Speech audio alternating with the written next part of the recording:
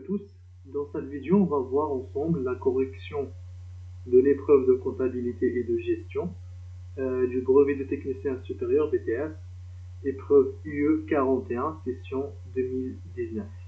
Donc on va commencer tout d'abord par regarder rapidement l'épreuve que je vais vous laisser en fait le lien pour télécharger en description.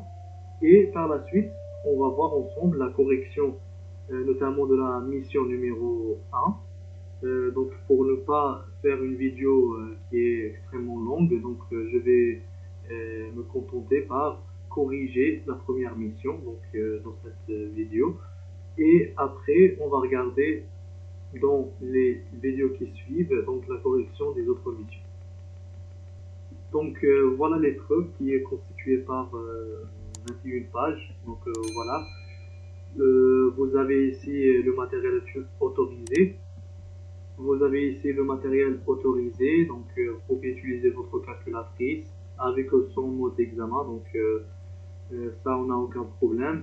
Après vous avez aussi des documents qui sont autorisés, notamment la liste des comptes du plan comptable général. Et vous avez également en annexe un extrait de plan comptable qui est utilisé par la société, donc la société qui fait l'objet de ce cas, et qui s'appelle en l'occurrence Aux soins de soi. Donc voilà l'épreuve, donc je vais vous laisser en description le lien pour télécharger l'épreuve et on va commencer rapidement par la correction de la première mission, donc voilà la mission numéro 1 et vous avez ici donc les autres missions, mission numéro 2, 3 et 4. Donc la première mission concerne les opérations courantes. Donc, et vous avez ici les annexes qui sont nécessaires à utiliser pour répondre aux questions de la mission numéro 1. Après, dans une nouvelle vidéo, on va voir ensemble la deuxième mission, la gestion fiscale, qui porte sur la déclaration de TVA sur une CA3. Et dans la mission numéro 3, on va voir la gestion sociale. Il y a des questions qui concernent une fiche de paye.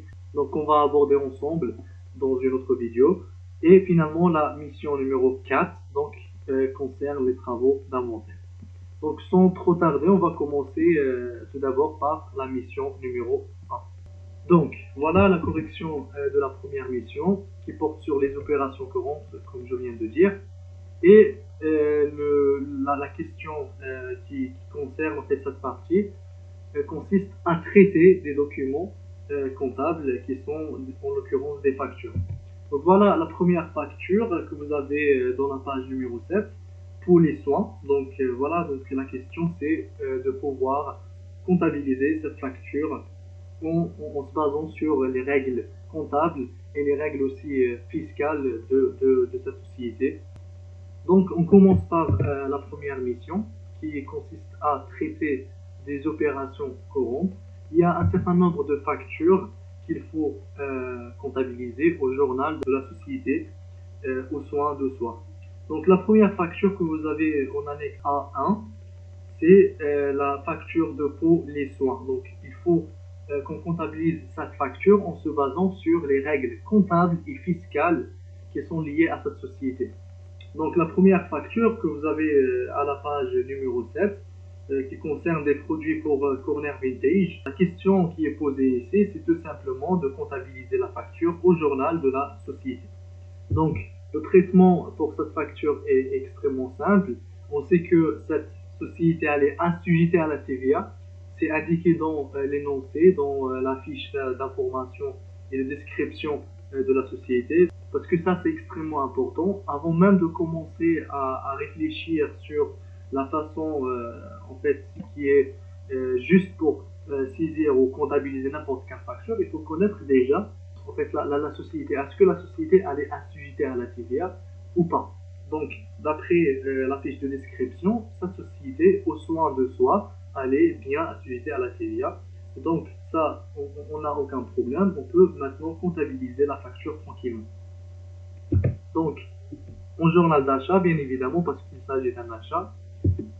Le 9 novembre 2018, la date de la facture, on a acheté quoi? On a acheté des fournitures pour soins de barbe. Donc, montant hors taxe, c'est 723 € 4 centimes avec TVA déductible sur autres biens et services qui est indiqué sur la facture avec un taux de 20%, hein, le taux normal, donc 144,61.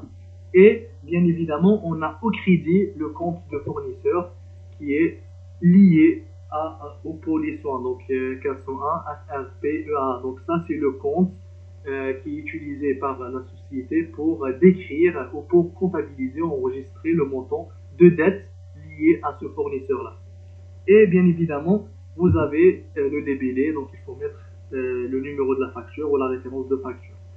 Nous, on a comptabilisé en fait la dette de 867, ce qu'on a ici, au crédit du compte 401, parce que sur la facture, c'est bien indiqué que selon les conditions de règlement, c'est à 30 jours. Ça veut dire que la société, elle n'a pas encore réglé la facture. Donc, on a constaté une dette vis-à-vis de ce fournisseur-là.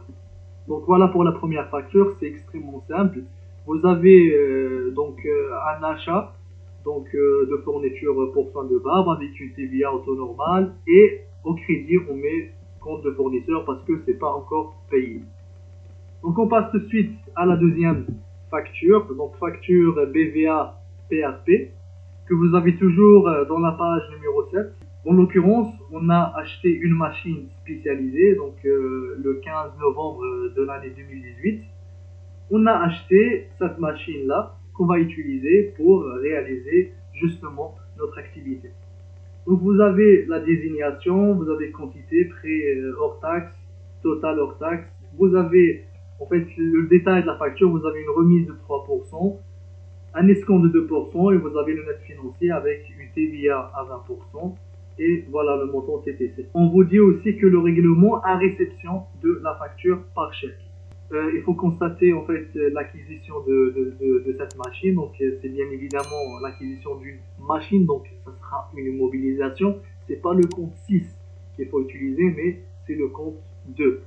Et comme dit, vous avez un extrait de plan comptable qui est utilisé par la société aux soins de soi qu'il faut utiliser pour justement saisir, enregistrer cette immobilisation. Et une petite astuce, il faut toujours faire attention au fournisseur. Est-ce que le fournisseur il est en France, est-ce qu'il est implanté dans un autre État membre de l'UE ou est-ce que ce sera carrément une importation. Donc ça, il faut vraiment faire attention pour savoir comment comptabiliser une facture. Donc là, on n'a aucun problème parce que le fournisseur BVA, PHP est un fournisseur français. Donc il est en fait assujetti, on va dire, aux réglementations françaises.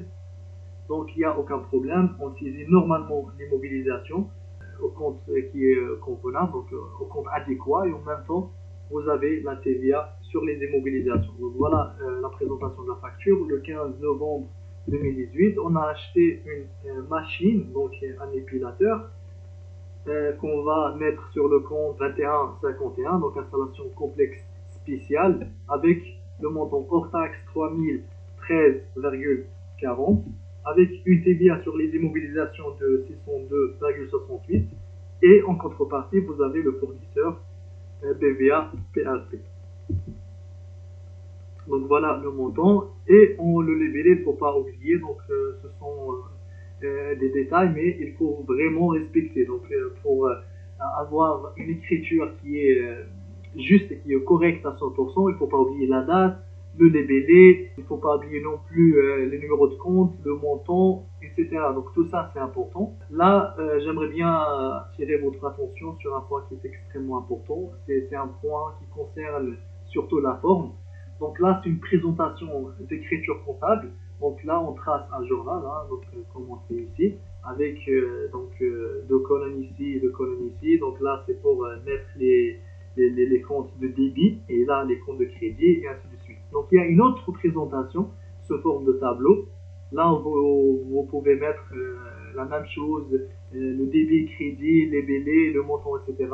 Donc ça, il faut poser la question à votre prof pour savoir en fait est-ce que au moment d'examen il faut utiliser cette présentation justement ou l'autre présentation ou est-ce que vous avez le choix. Donc ça c'est extrêmement important, il ne faut pas oublier. Il faut poser la question si jamais la présentation l'une ou l'autre Donc, vous n'êtes pas obligé de faire l'une ou l'autre. Donc, vous pouvez faire ce que vous voulez, mais il faut bien évidemment poser la question. Donc, là, le montant qu'on a mis ici en installation complexe, vous avez 3013,40. Donc ça, c'est le montant total hors taxe qui comprend à la fois le montant de l'épilateur, plus les frais de transport, plus installation et explication. Donc pourquoi est-ce que nous, on a mis le montant total qui comprend à la fois le montant de l'immobilisation plus les frais, etc. Parce que tout simplement, le coût d'évaluation d'une immobilisation qui est acquise par la société, en fait, il comprend à la fois le montant ou le prix d'achat, y compris les droits de douane, etc., plus les coûts directement attribuables, en fait, afin de mettre en place l'immobilisation. Donc ça, vous avez l'article de BCG en annexe, donc c'est l'annexe B2, document comptable, à la page 17. Donc il faut bien évidemment exploiter toutes les informations qui sont mises à votre disposition pour répondre aux différentes questions. Donc, si vous connaissez déjà comment valoriser une immobilisation, que ce soit une immobilisation acquise ou une immobilisation produite en interne ou une immobilisation obtenue gratuitement, etc. Donc ça, vous pouvez répondre sans problème. Mais si vous ne connaissez pas, si vous n'avez pas cette information, il faut se servir des informations qui vous sont données dans les années. Voilà. Donc, on passe à la facture suivante, donc la facture SMN. Et vous avez en fait sur la page 8, vous avez une procédure, donc une synthèse de procédure commerciale qui concerne ce fournisseur. Donc, tout d'abord, vous avez en fait la première étape, c'est la passation de la commande. Donc, la société sur laquelle on travaille, elle passe la commande au fournisseur SMN. La deuxième étape consiste à la réalisation de la facturation et au paiement anticipé. Ça veut dire que la société fait un paiement anticipé, elle paye le fournisseur SMN avant même d'obtenir la marchandise. La troisième étape consiste en la réalisation du virement, donc la société au soin de soi réalise le virement au fournisseur à sa main. Et la quatrième étape et la dernière, c'est la livraison des articles. Donc voilà l'enchaînement des étapes de la procédure commerciale chez le fournisseur à sa main. Donc ça c'est important pour comptabiliser les factures qui viennent. Donc voilà, la première écriture, c'est au journal de banque parce que on a fait un paiement anticipé de la facture. Donc vous avez sur le journal de banque, au 12 novembre de l'année 2018, le virement occasionnel qu'on a réalisé au profit du fournisseur Asaman. Donc voilà, il faut monter le compte du fournisseur Asaman au crédit de la banque populaire, donc 512 100, banque populaire, au montant de 1624,78 centimes. Et il ne faut pas oublier non plus le libellé, donc il faut mettre l'indication du virement, donc virement c'est pas banque populaire numéro machin, etc. Donc ça c'est la première écriture qu'il faut constater au journal de banque. Donc là il faut augmenter le compte de fournisseur au débit, parce que là c'est nous qu'on a payé ce montant au profit de ce fournisseur-là. Donc normalement, si on s'arrête ici, c'est comme si on a une créance vis-à-vis de ce fournisseur-là. Donc cette créance, ça va être annulée par la constatation de l'écriture d'achat qu'on va réaliser tout de suite. Donc voilà la première écriture. Donc il faut saisir maintenant l'écriture d'achat. Donc sur la page 8, vous avez la facture SMN. Donc SMN est un fournisseur qui n'est pas français. Donc ça, il faut faire attention. Et vous avez déjà sur la facture que la TVA est de 0. Donc quand on achète une marchandise dans un État membre de l'UE, de l'Union européenne, donc normalement, la société française, elle doit fournir son numéro de TVA intracommunautaire au fournisseur pour qu'il puisse émettre la facture sans TVA. Et ensuite, il faut réaliser ce qu'on appelle l'autoliquidation de TVA. Ça veut dire qu'il faut constater une TVA collectée et une TVA adductible à la fois pour justement annuler les faits. Donc ça, c'est un jeu d'écriture. Une TVA déductible et une TVA collectée en même temps, ça veut dire que c'est zéro, donc la somme est zéro, mais l'écriture, elle doit être passée quand même.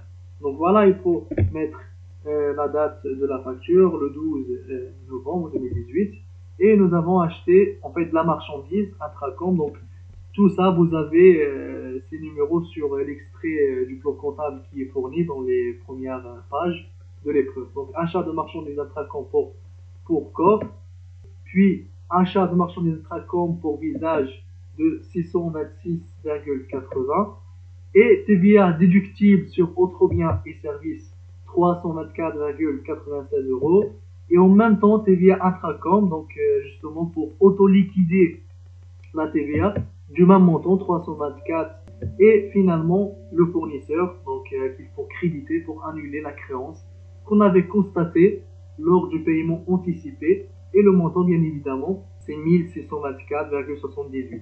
Il ne faut pas oublier qu'on date le libellé, donc la facture numéro 640 de SMN. Donc comment est-ce qu'on a calculé ces valeurs-là? C'est tout simple. Donc vous avez en fait les codifications fournisseur SMN, donc code fournisseur, et vous avez donc catégories correspondantes, donc article pour le corps et article pour le visage. Pour les articles pour le corps, on a 168 plus 370,98 plus 459. Et pour les achats qui concernent les produits du visage, c'est le reste, donc 545 plus 81,60. Et la TVA, bien évidemment, c'est à 20%, donc on prend le total, hein, donc ça plus ça, fois 20%, donc il faut mettre dans un compte de TVA déductible sur autres biens et services, et en même temps sur le compte de TVA intracom pour annuler les faits et pour justement auto-liquider cette TVA. Donc avant de passer à l'écriture suivante, je voulais juste vous donner une petite astuce, donc au cas où vous n'avez pas, supposons qu'on ne vous donne pas l'adresse du fournisseur, mais vous avez quand même son numéro de TVA.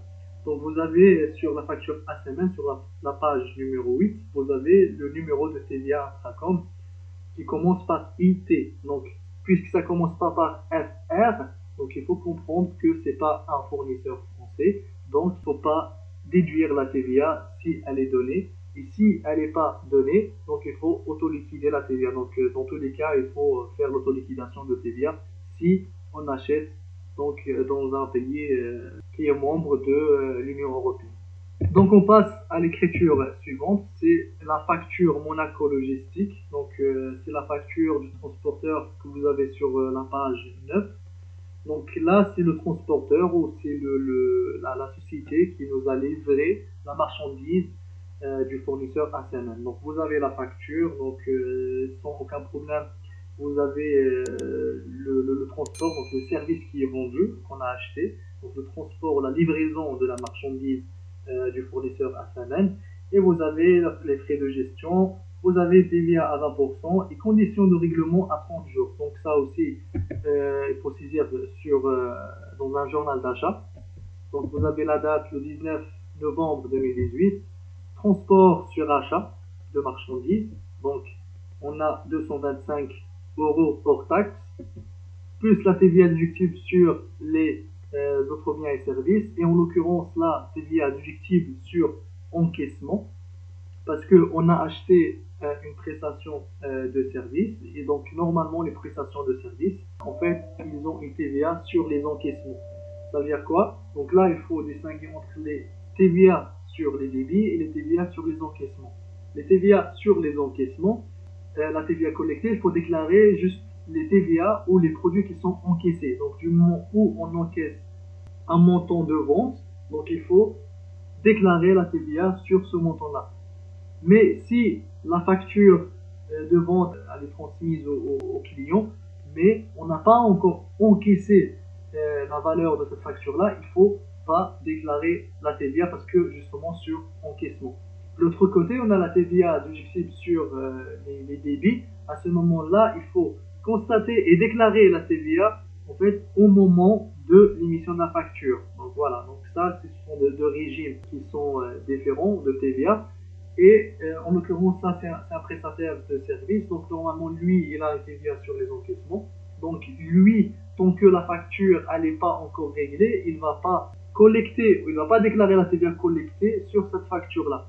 En même temps, nous, puisqu'on n'a pas encore payé cette facture-là, on n'a pas le droit de déduire la TVA sur cette facture parce que c'est une facture ou c'est un fournisseur qui a une TVA sur les encaissements. Donc voilà, il faut mettre TVA sur les encaissements, le montant de 45 euros.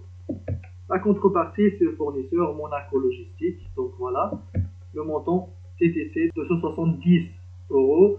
Et vous avez le libellé qu'il ne faut pas oublier, donc facture numéro 1204 Monaco Logistique. Juste par rapport à ce montant-là, donc normalement il est possible, donc il est admis d'enregistrer 15 euros sous le compte par exemple 628 ou 658 et le reste ça veut dire les frais de transport, à savoir 210 euros dans le compte 624. Donc voilà, ça aussi c'est possible, mais généralement c'est un montant qui est un peu on va dire négligeable, donc 15 euros de frais de gestion. On peut le mettre directement dans ce compte, dans ce montant-là, et on enregistre dans le compte de transport sur achat.